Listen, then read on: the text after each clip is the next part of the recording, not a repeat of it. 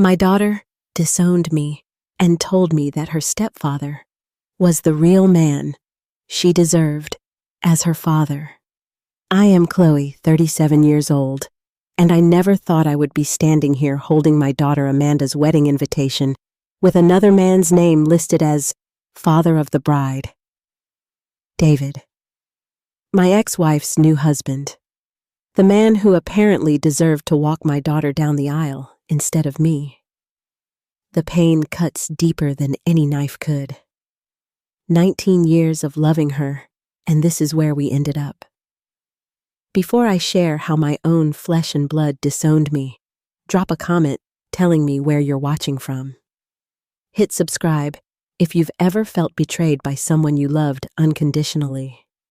Looking back, my life with Jessica seemed perfect in the beginning. We met during our sophomore year of college when we were paired as lab partners in organic chemistry.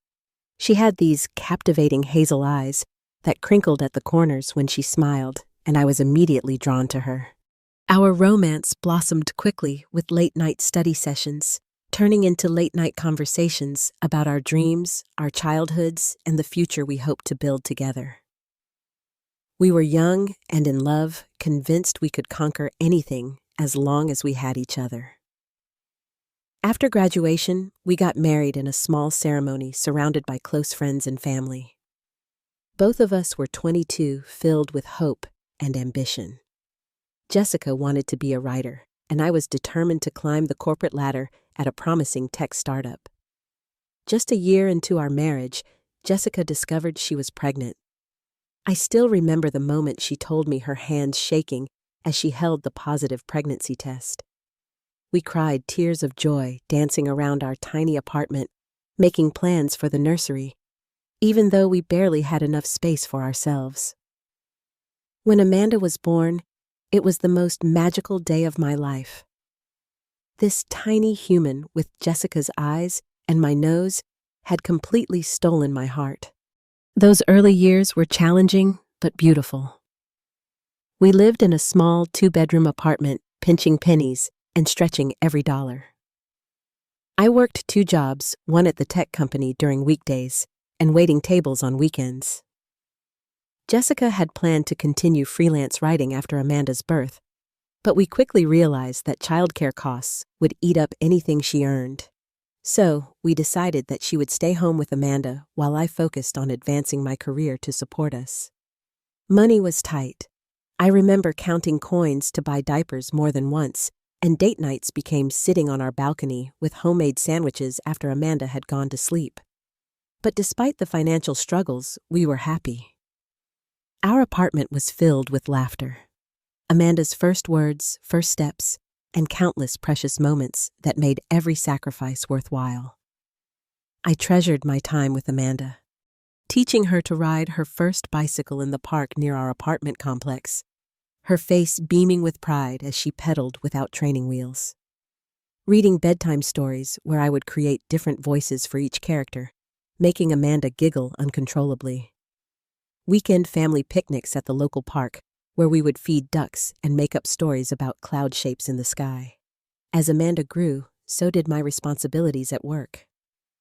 The tech company was expanding rapidly, and I was offered a position as a regional manager when Amanda was about 4 years old. The promotion came with a substantial salary increase that would finally give us financial breathing room, but it also required frequent travel to oversee various offices across the state. The decision to take the job wasn't easy. Jessica and I stayed up all night discussing the pros and cons. Ultimately, we decided that the financial security it offered was too important to pass up. We could finally move to a better neighborhood with good schools, start saving for Amanda's college fund, and maybe even buy our first home. At first, we managed the new arrangement well. I would FaceTime Amanda every night when I was away reading her bedtime stories virtually. I made sure to be fully present on weekends, planning special daddy-daughter outings to make up for my absence during the week. Jessica was supportive initially, understanding that my long hours and business trips were investments in our family's future. But as months turned into years, the strain began to show. Jessica started complaining about feeling like a single parent. Amanda asked why you never come to her school events, she would say, making me feel guilty, even though I had rearranged important meetings multiple times to attend recitals and parent-teacher conferences. I still maintained a close relationship with Amanda despite my busy schedule. She would run into my arms whenever I returned home, eager to show me her latest art project or tell me about what happened at school. I helped her with homework, taught her to swim during summer vacations, and never missed her birthday celebrations. Amanda and I had our special traditions too, like Sunday morning pancake breakfasts, where she would help me mix the batter and choose creative toppings. Looking back, I wonder if I could have seen the warning signs.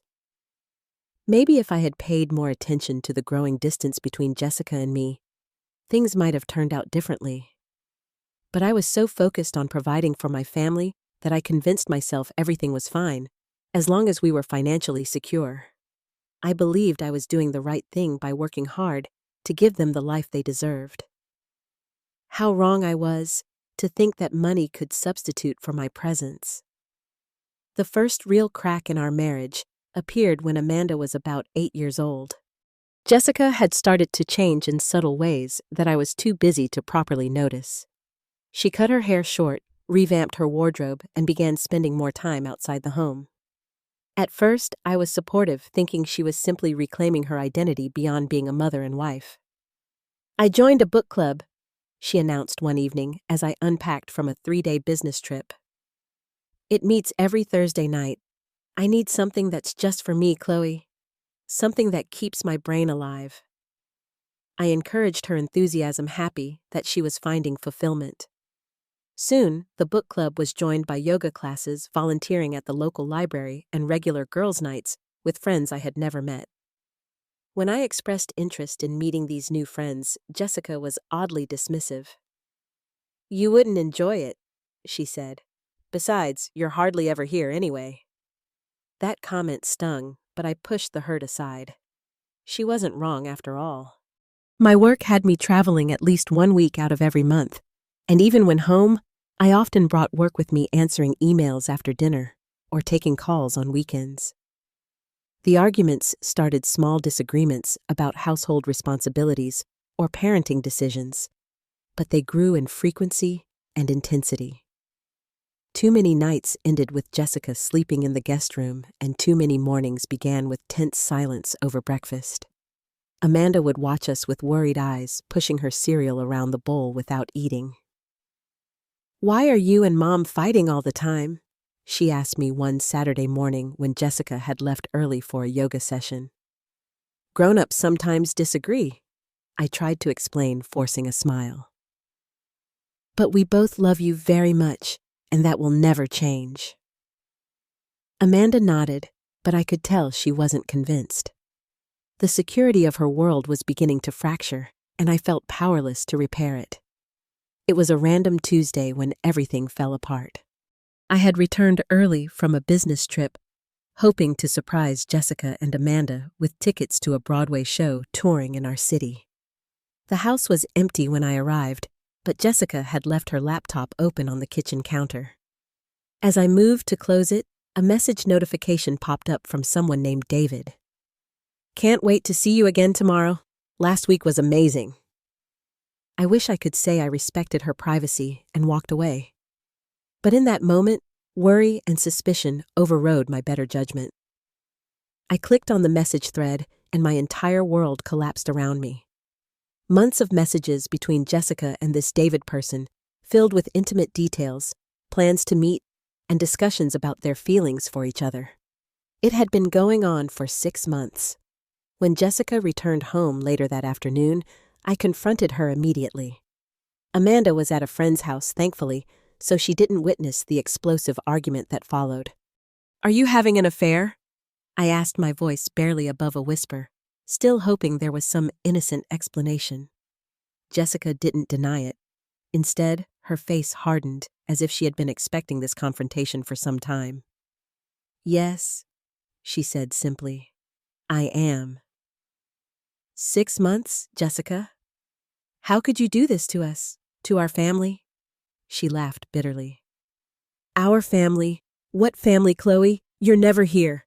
I'm raising Amanda by myself while you're off chasing promotions and bonuses." Everything I've done has been for you and Amanda, I shouted, anger finally breaking through my shock. No, Jessica countered coldly. It's been for you, for your career, for your ego. David actually sees me. He listens to me. He makes time for me. The argument continued for hours, painful truths and hurtful accusations flying between us. Jessica claimed she had been emotionally abandoned years ago, that I had chosen my career over my family. I reminded her of all the sacrifices I had made, the financial security I had provided. But my words fell on deaf ears. What made it worse was that Amanda came home early and overheard part of our fight. She stood frozen in the hallway, her backpack clutched to her chest, tears streaming down her face as she watched her parents' marriage disintegrate before her eyes. Amanda, honey, go to your room, I said gently when I spotted her. Is Mom leaving? She asked, her voice small and frightened. Before I could answer, Jessica walked over to Amanda and hugged her. No one's leaving right now, sweetie. Mom and Chloe are just having a grown-up discussion. But Amanda wasn't fooled. Over the following weeks, as Jessica and I tried to navigate our broken relationship while deciding what to do next, Amanda became increasingly withdrawn. Her grades began to slip, and her teacher called to report that she had become quiet in class, no longer raising her hand or participating in group activities. I tried to talk to Amanda about what was happening to reassure her that none of this was her fault. But I was processing my own grief and betrayal, often reacting with impatience when I should have shown understanding. Your mom and I are going through a rough patch, I explained lamely one evening as I tucked her in. Are you getting divorced? Amanda asked directly, her 12-year-old face serious and sad. I don't know yet, I answered honestly. But whatever happens between your mom and me won't change how much we both love you. Amanda turned away from me, facing the wall. If you loved us, you would have been home more. Her words cut deeper than any accusation Jessica had thrown at me. In the eyes of my daughter, I had already been judged and found wanting.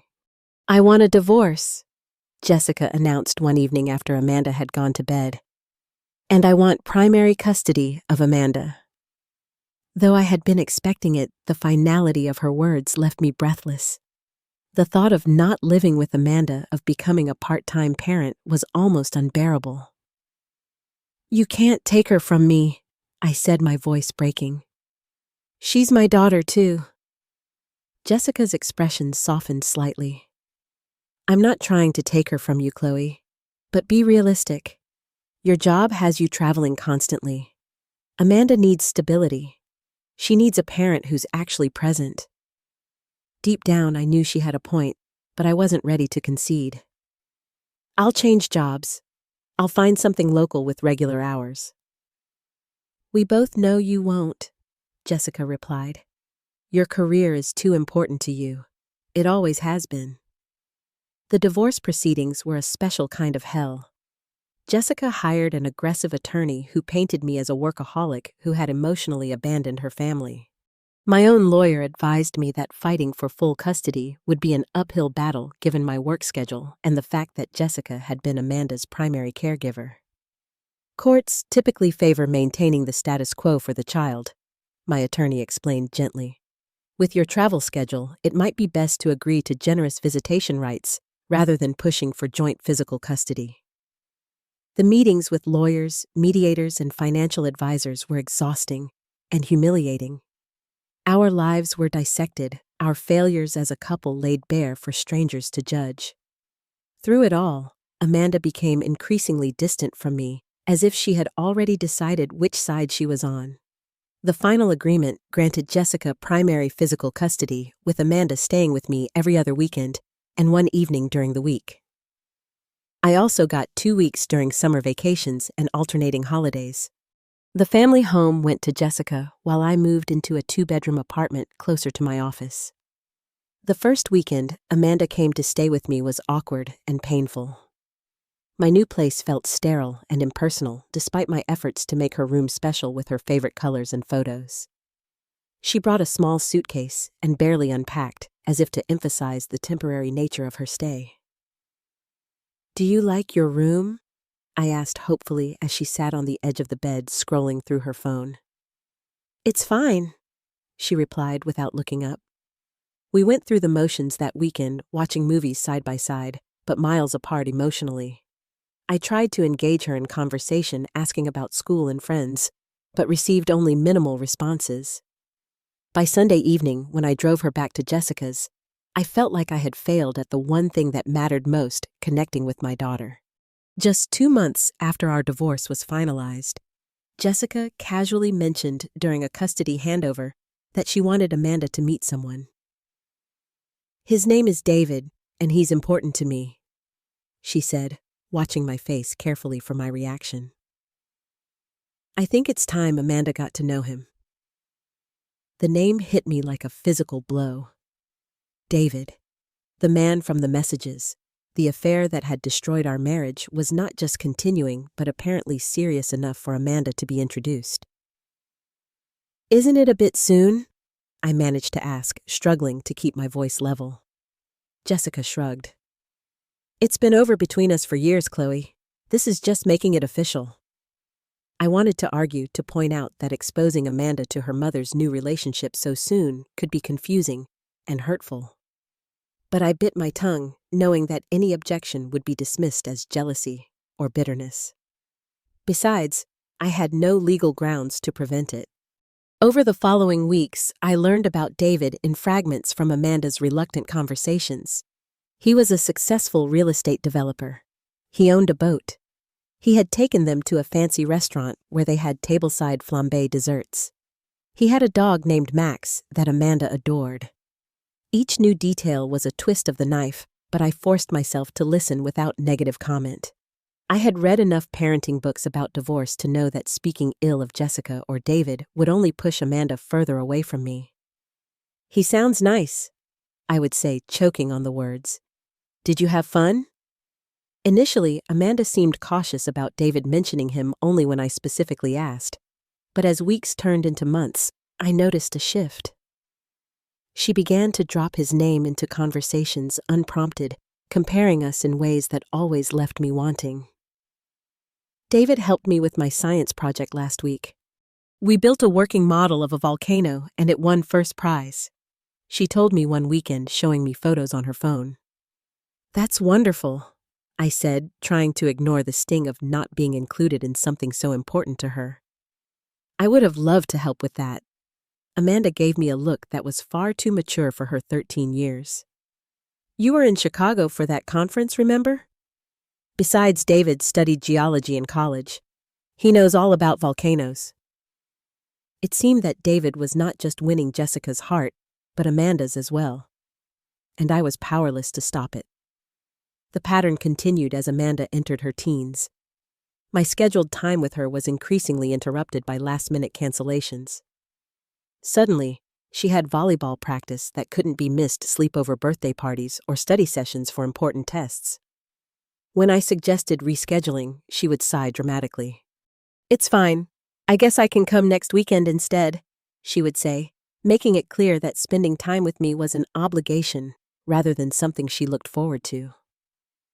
When we did have our weekends together, Amanda would spend much of the time texting friends or talking about events I hadn't been part of. More and more frequently, these stories featured David. "David took us sailing last weekend. He taught me how to read nautical maps.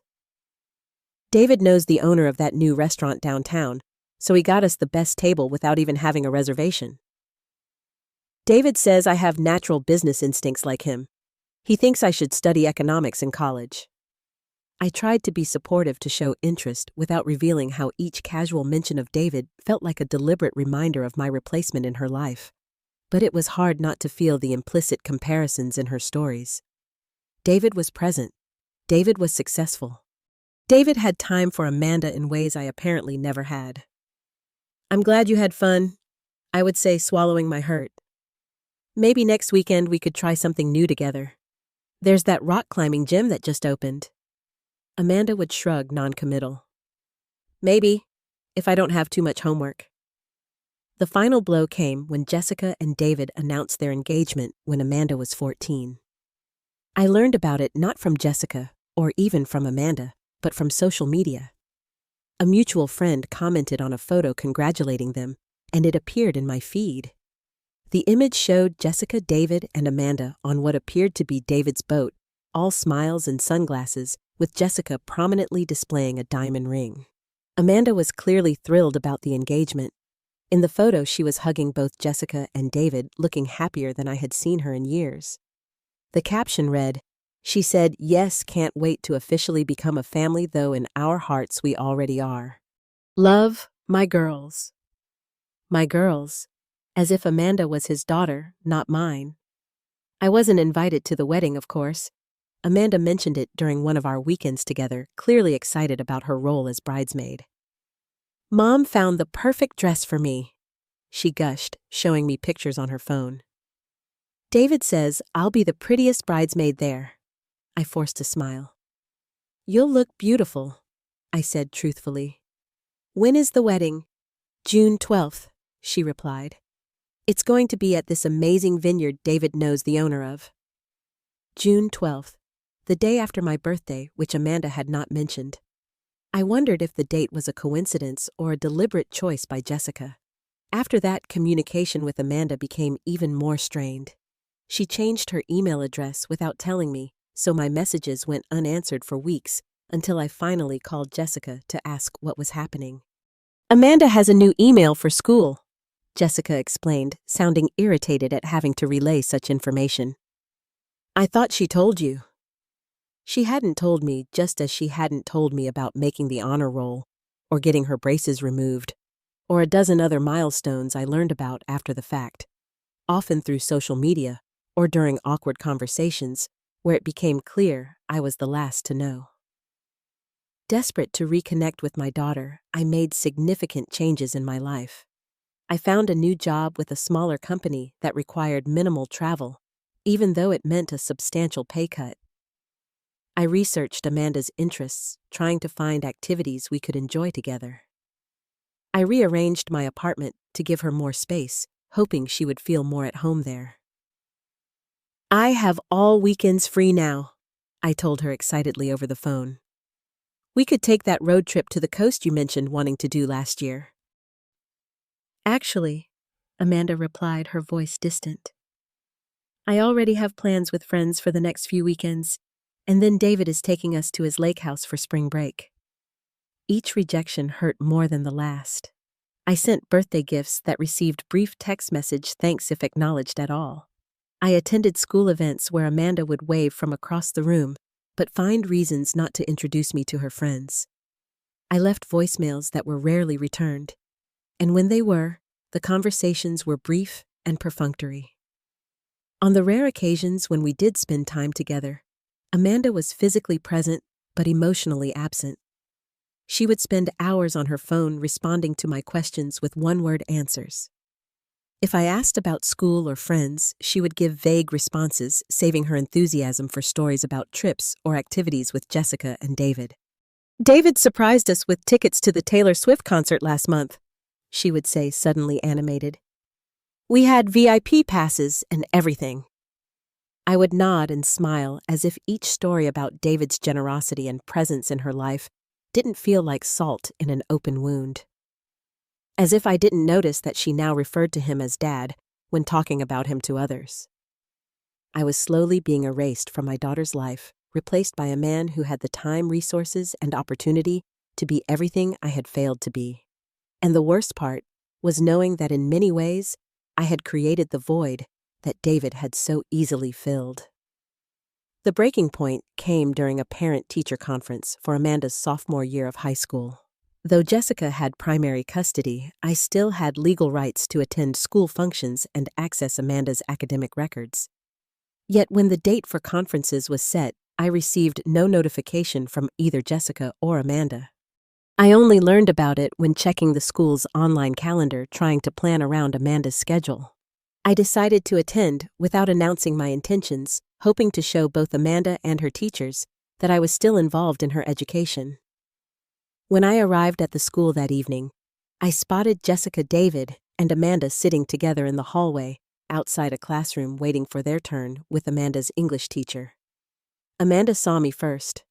Her expression shifted from surprise to something harder, angrier. She whispered to Jessica, who turned to look at me with undisguised annoyance. Only David maintained a neutral expression, nodding slightly in acknowledgement of my presence. "What are you doing here?" Amanda asked when I approached. "I came for the conference," I explained, trying to keep my voice light. "I want to hear how you're doing in school." "Mom and Dad already have it covered," Amanda replied, emphasizing the word dad while looking directly at me. The word hit me like a physical blow. Dad. Not David, but Dad. "I'm still your parent too, Amanda," I said quietly. "I have a right to be here." Jessica stood up, positioning herself slightly between Amanda and me. "We didn't know you were coming. We've already scheduled time with all her teachers." "Then I'll join you," I insisted, my patience wearing thin after years of being sidelined. "That's not necessary," Jessica said firmly. "We've got it handled." Before I could respond, the classroom door opened and a teacher emerged. "Coleman family," she called. David, Jessica, and Amanda stood up together. Coleman. Jessica had taken David's last name, and apparently so had Amanda, at least informally. Another detail no one had bothered to share with me. "I'm Amanda's mother too," I said to the teacher, who looked confused by the tension. "I'd like to join the conference."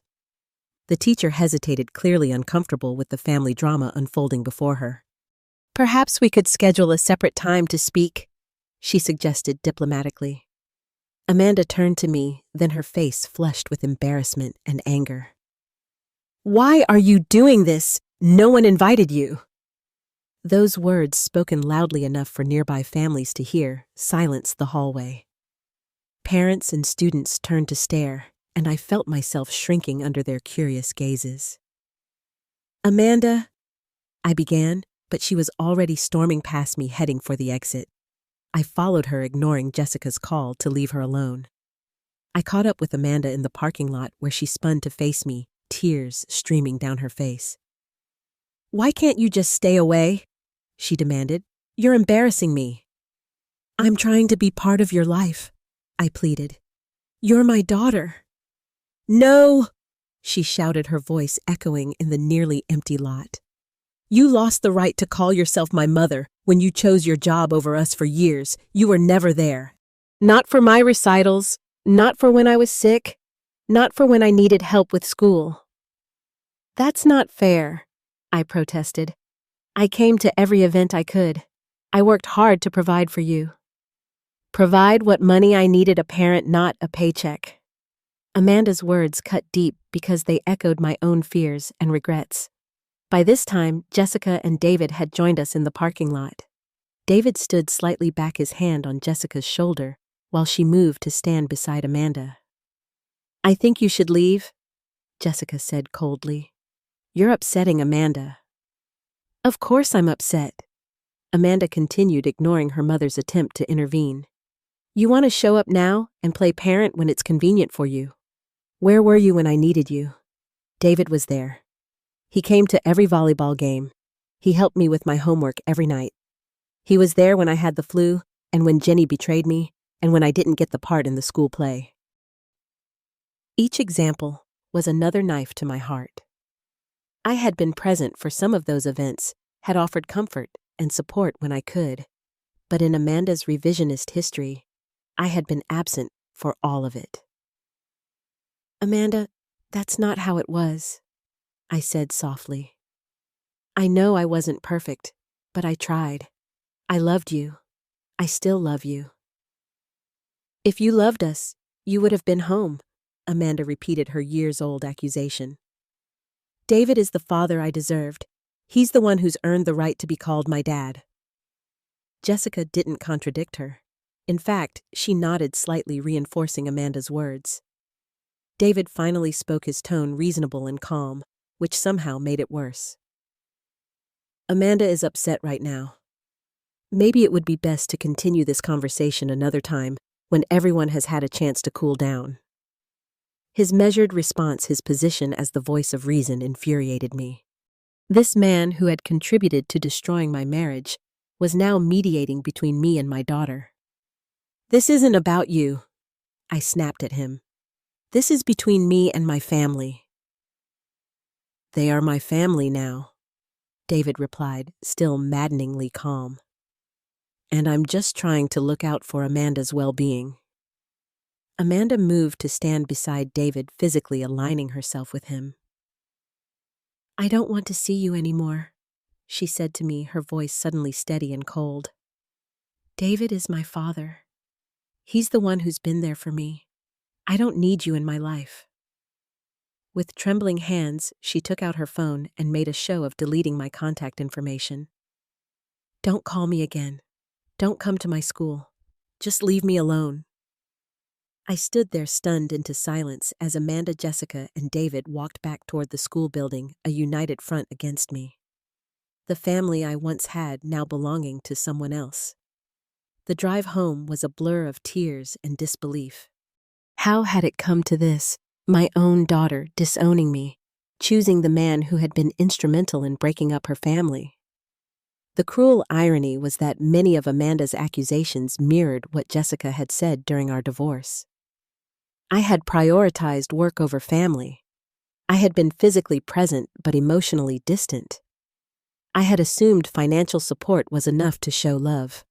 But was that the whole truth? Had I really been as absent as they claimed? I remembered the dance recitals I had rescheduled, meetings to attend the school projects I had helped with, the bedtime stories and weekend outings. I remembered holding Amanda through nightmares and teaching her to ride a bike and helping her bake cookies for school fundraisers. Had all that been erased because of my imperfections, my absences? Or had Jessica and David carefully reconstructed the narrative of our family, positioning me as the villain and David as the hero who saved them both? I couldn't tell anymore what was real and what had been distorted by pain and time, and the human tendency to simplify complex relationships into clear categories of good and bad. All I knew was that I had lost my daughter. Not to death or distance, but to rejection. She had looked me in the eyes and chosen someone else. The weeks following Amanda's rejection plunged me into the darkest period of my life. I called in sick to work, unable to face colleagues or responsibilities. I stopped answering calls from friends, isolating myself in an apartment that felt more like a tomb than a home. The second bedroom decorated for Amanda's visits mocked me with its cheerful colors and carefully chosen furnishings for a daughter who would never stay there again. I tried to reach out to Amanda despite her warnings. I sent text messages that went unanswered.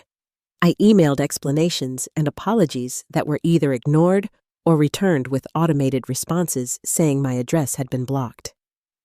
I even sent a handwritten letter pouring my heart onto the pages only to have it returned unopened, with "Return to sender" scrawled across the envelope in what looked like Jessica's handwriting. The finality of Amanda's rejection was overwhelming. I had lost my marriage, and now I had lost my child as well. The pain was physical, a constant ache in my chest that made it difficult to breathe. I couldn't eat, couldn't sleep, couldn't focus on anything beyond the gaping hole in my life where Amanda had been. As the days passed, I turned to alcohol to numb the pain. A glass of wine with dinner became a bottle. Wine gave way to stronger spirits.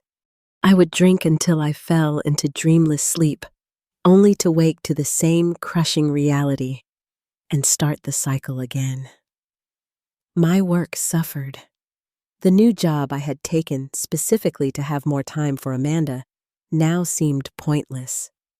I was late to meetings, missed deadlines, and snapped at coworkers who made the mistake of asking if I was okay. My supervisor called me in for a wellness check that was clearly a warning about my job performance. "We're concerned about you, Chloe," she said kindly but firmly. "If there's something going on in your personal life, we have resources that can help." I assured her I was fine, just dealing with some temporary issues that would soon resolve. But walking back to my desk, I realized I was one mistake away from losing the only thing I had left: my career. The irony wasn't lost on me. I had prioritized work over family for years, according to Jessica and Amanda, and now my personal turmoil was threatening the very career I had sacrificed so much to build. The wake-up call came on a Wednesday night, nearly 2 months after the confrontation in the school parking lot. I had been drinking heavily since returning from work, downing glass after glass of whiskey while scrolling through old photos of Amanda on my phone. At some point, I decided I needed to talk to Jessica to make her understand what she and David had done, to demand that she stop poisoning Amanda against me. I grabbed my keys and staggered to my car, too drunk to recognize the danger or irrationality of my plan. I don't remember starting the car or pulling out of the parking garage. The next clear memory I have is waking up in a hospital bed, an IV in my arm, and a severe pain in my ribs. I had crashed into a guardrail less than a mile from my apartment. My blood alcohol level was more than twice the legal limit. By some miracle, no one else had been injured, but I had 3 cracked ribs, a concussion, and a pending DUI charge. "You're very lucky," the emergency room doctor told me sternly.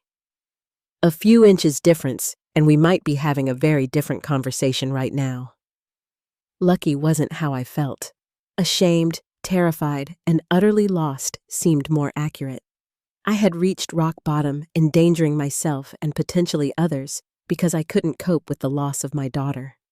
As I lay in that hospital bed, a nurse named Morgan came to check my vitals. She was in her 40s, with kind eyes and a gentle manner that somehow made me feel safe enough to break down completely. "I've lost everything," I sobbed as she adjusted my IV line. "My daughter hates me. She's chosen her stepfather over me. I don't know how to live with that." Instead of offering platitudes or changing the subject, Morgan sat on the edge of my bed. "My son didn't speak to me for 3 years," she said quietly. "He blamed me for divorcing his father, even though his father was abusive. Sometimes children can't see the whole picture. Sometimes they need to find their own way back to us." Her words were the first that had penetrated my grief. "Did your son come back?" I asked. Morgan nodded. "Eventually, but first I had to work on myself. I had to learn that my worth wasn't determined by his rejection, and I had to be ready to welcome him back without resentment when he was ready." Before leaving my room, Morgan wrote down the information for a support group for estranged parents. "We meet Tuesday evenings," she said. "It helps to know you're not alone." That conversation was the beginning of my journey back from the abyss. After being discharged from the hospital facing the consequences of my DUI, I made the decision to get help. I enrolled in an alcohol counseling program, started attending the support group Morgan had recommended, and began seeing a therapist who specialized in family estrangement. The support group was a revelation. Listening to other parents share stories of estrangement from adult children, some lasting decades, I realized I wasn't uniquely cursed or uniquely terrible. The circumstances varied, but the pain was universal. The aching void of a child's absence, the questioning of every parenting decision ever made, the cruel tendency to remember only the mistakes and none of the love that had also been part of the relationship. "The hardest part," one father said during a meeting, "is accepting that you can't force reconciliation. You can only work on yourself and be ready if and when your child decides to reconnect." Through therapy, I began to examine my role in the breakdown of my relationship with Amanda more honestly. Yes, Jessica and David had influenced Amanda's perception of me, but there were genuine failures on my part too. I had prioritized work over family time too often. I had missed events that were important to Amanda. I had sometimes been physically present but emotionally distant, thinking about work problems instead of fully engaging with my daughter. "Acknowledging your mistakes doesn't mean accepting all the blame," my therapist reminded me. "Relationships are complex, and breakdowns rarely have a single cause. The goal isn't to determine who was right or wrong, but to understand the dynamics that led to this point and to heal yourself. Healing meant confronting painful truths about myself. It meant processing the anger I felt toward Jessica and David without letting it consume me. It meant grieving the relationship I had lost with Amanda while accepting that I couldn't control her feelings or choices.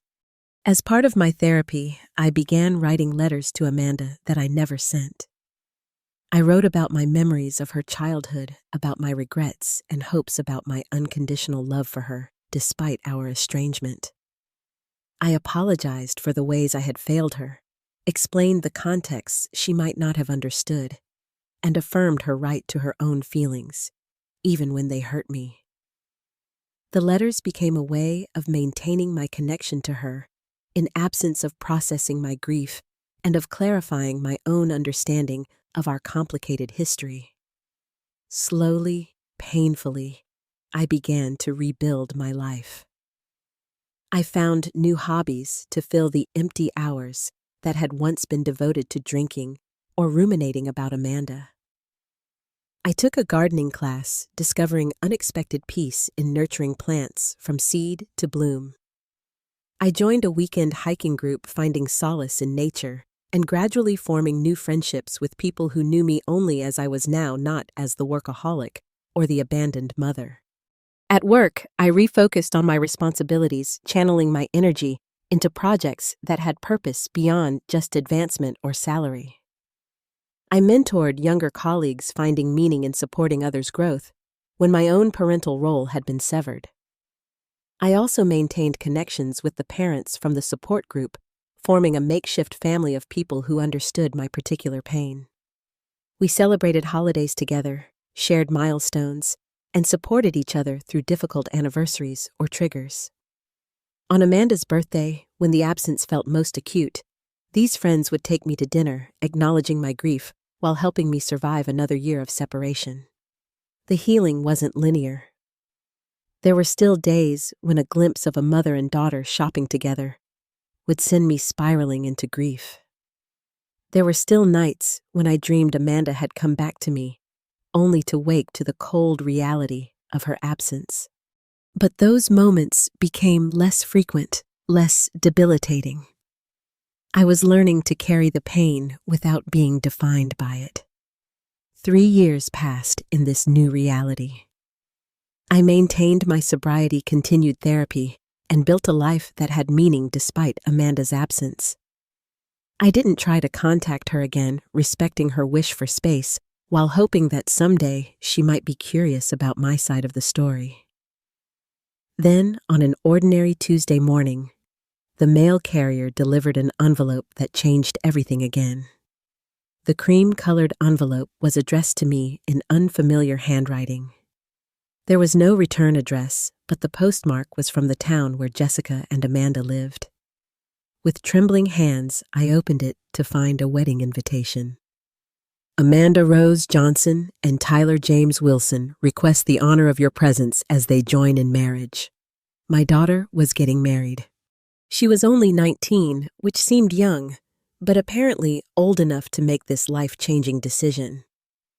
The invitation was formal and elegant, with a photo of Amanda and a young man with kind eyes and a warm smile. I read and reread every word, searching for meaning in the fact that I had received an invitation at all. Was this an olive branch, a courtesy, a mistake? The details blurred through my tears as I noticed the line that hurt most of all. Father of the bride, David Coleman, not both of us. Not Chloe Johnson and David Coleman. Just David. He would be the one walking her down the aisle, enjoying that traditional father's role that I had lost the right to claim. I sat with the invitation for hours, unsure how to respond. Part of me wanted to decline to protect myself from the pain of watching another man take my place in such a significant moment in my daughter's life. But a larger part of me recognized this might be my only chance to see Amanda, to perhaps begin the long journey back to some kind of relationship. After consulting with my therapist and the support group, I made my decision. I would not attend the ceremony, where I would have to watch David walk Amanda down the aisle, but I would send a heartfelt note of congratulations and a meaningful gift. I chose my grandmother's pearl bracelet, a family heirloom that had been passed down for generations. I had been saving it for Amanda's 21st birthday, but this seemed like an appropriate time to pass it on. I wrote a note explaining the bracelet's history and significance, congratulating her on her engagement and expressing my hope for her happiness. I kept it positive and forward-looking, making no reference to our estrangement or my hurt at seeing David listed as her father. This bracelet has been worn by Johnson women on their wedding days for 4 generations, I wrote. No matter what has happened between us, you will always be my daughter, and I will always love you. I hope your marriage brings you all the joy and partnership you deserve. I mailed the package with no expectation of a response. It was a gesture of love without conditions, an acknowledgement that despite everything, I still considered her my daughter and wished her well in this new chapter of her life. The day of Amanda's wedding arrived, and though I wasn't attending, I couldn't stay home either. The thought of sitting alone in my apartment while my only child got married was unbearable. So I drove to the venue, a beautiful vineyard on the outskirts of town, and parked at a distance where I wouldn't be seen. I had no intention of crashing the wedding or making a scene. I just needed to feel some connection to this milestone in Amanda's life, even if from afar. From my vantage point, I could see guests arriving, a sea of colorful dresses and suits streaming into the rustic barn that had been transformed for the occasion. And then I saw her just for a moment as she stepped out of a vintage car. Amanda in her wedding gown, more beautiful than I could have imagined. Her hair was swept up elegantly, tiny flowers woven through the style. The dress was classic but with modern touches that suited her perfectly. She was laughing at something someone had said, her face radiant with happiness. The sight of her grown up and glowing on her wedding day brought tears to my eyes. Despite everything, there was my baby girl embarking on her adult life. I had missed so much of her journey to this point, but in that moment, I felt nothing but love and pride. I watched as David emerged from the car after her, handsome in his tuxedo, offering his arm to escort her inside. They paused for photos, Jessica joining them for family portraits. The family I was no longer part of. It hurt, of course it did. But somehow seeing Amanda's joy made it bearable. This day wasn't about me or my pain. It was about her beginning a new chapter with someone she loved.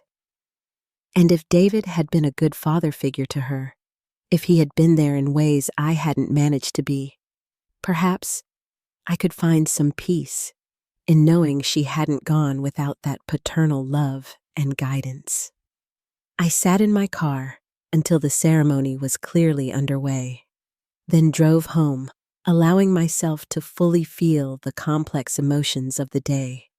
The grief of missing my daughter's wedding, the joy of seeing her happy, the acceptance that some relationships cannot be forced or fixed on our timeline. 3 months later, I was working on my small balcony garden when my phone pinged with a notification. An email from an address I didn't recognize with the subject line, "Thank you for the bracelet." My heart raced as I opened it to find a brief message from Amanda. "I received your gift. The bracelet is beautiful and I wore it on my wedding day. Thank you for the note explaining its history. Tyler and I are doing well. I hope you are too." It wasn't much. No invitation to meet, no acknowledgement of our estrangement, no indication that she wanted to rebuild our relationship. But it was communication, the first in over 3 years, that wasn't returned or ignored. It was a small crack in the wall between us, a tiny acknowledgement that I was still in some capacity her mother. I composed a careful reply, thanking her for letting me know she had received the bracelet and expressing my happiness that she had worn it. I shared that I had seen her briefly from a distance on her wedding day and thought she looked beautiful. I kept it light, asking a few questions about her life, but making it clear there was no pressure to respond. I ended by saying I would always be open to hearing from her whenever and if ever she wanted to reach out. A week later, I was at a small cafe near my apartment, enjoying a quiet Saturday morning with a book and coffee, when I looked up to see Amanda standing at the counter ordering a drink. My breath caught in my throat. After years of separation, to randomly encounter her in a cafe seemed impossible, like the universe playing either a cruel joke or offering an unexpected gift. I sat frozen, unsure whether to approach her or pretend I hadn't seen her. Before I could decide, Amanda turned and saw me. She hesitated, clearly as surprised as I was, then slowly walked toward my table.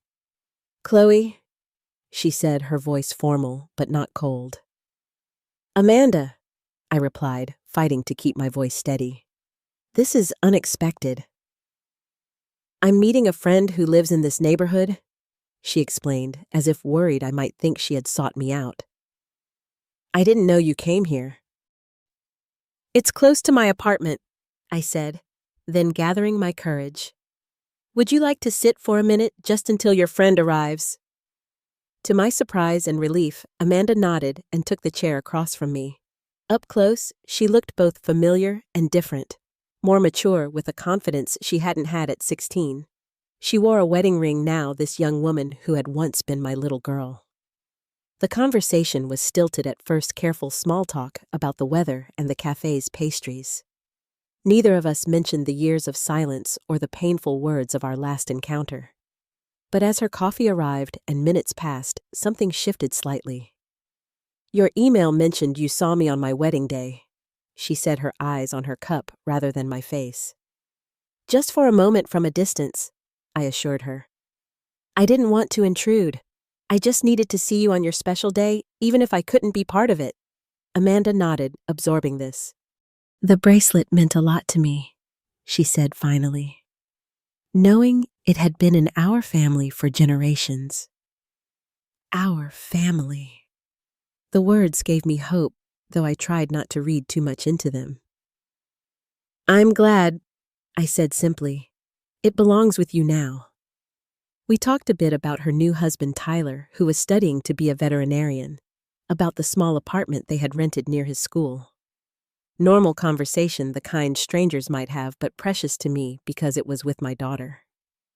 When her friend texted that she was running late, Amanda surprised me again by not immediately leaving.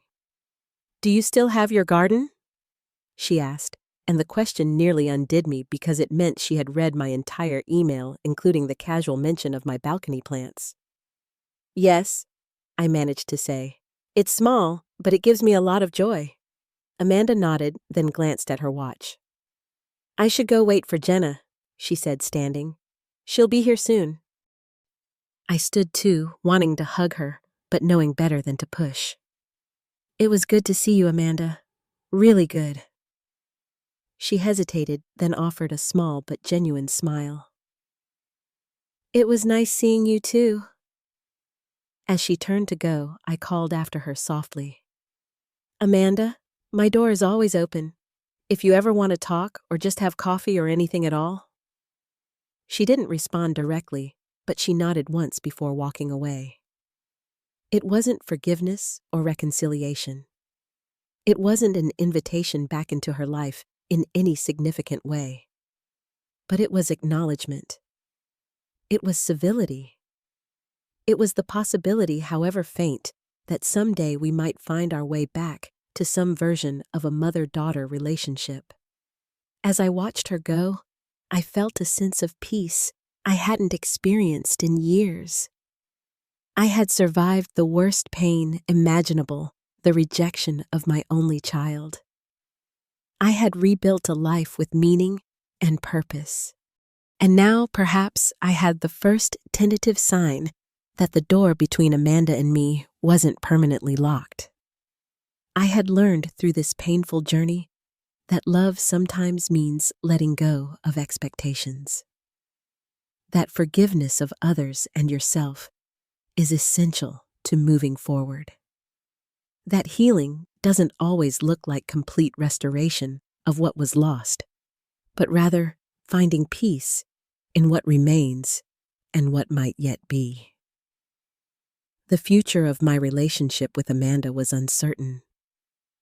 That brief cafe encounter might lead to nothing more, or it might be the first step in a long, complicated journey of reconnection. Either way, I had found the strength to live with that uncertainty, to love her unconditionally, whether or not she chose to have me in her life. Perhaps one day, Amanda would want to hear my side of the story to understand the complexities of the past, beyond the simplified narrative she had been given. Perhaps one day she might even introduce me to her children, allowing me the chance to be a grandmother, even if I had failed in her eyes as a mother.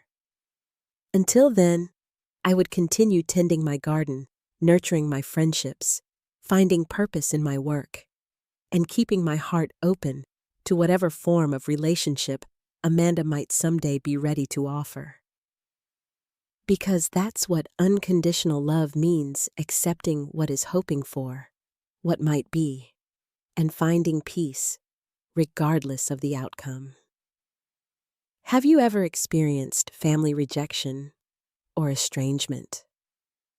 The pain can feel unbearable, but as my story shows, healing is possible even when reconciliation isn't complete.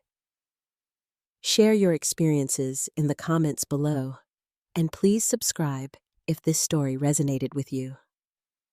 Remember that your worth isn't determined by others' ability to see it, and sometimes the most powerful thing we can do is to love from a distance. Thank you for listening to my journey, and I hope it brings some comfort to those walking similar paths.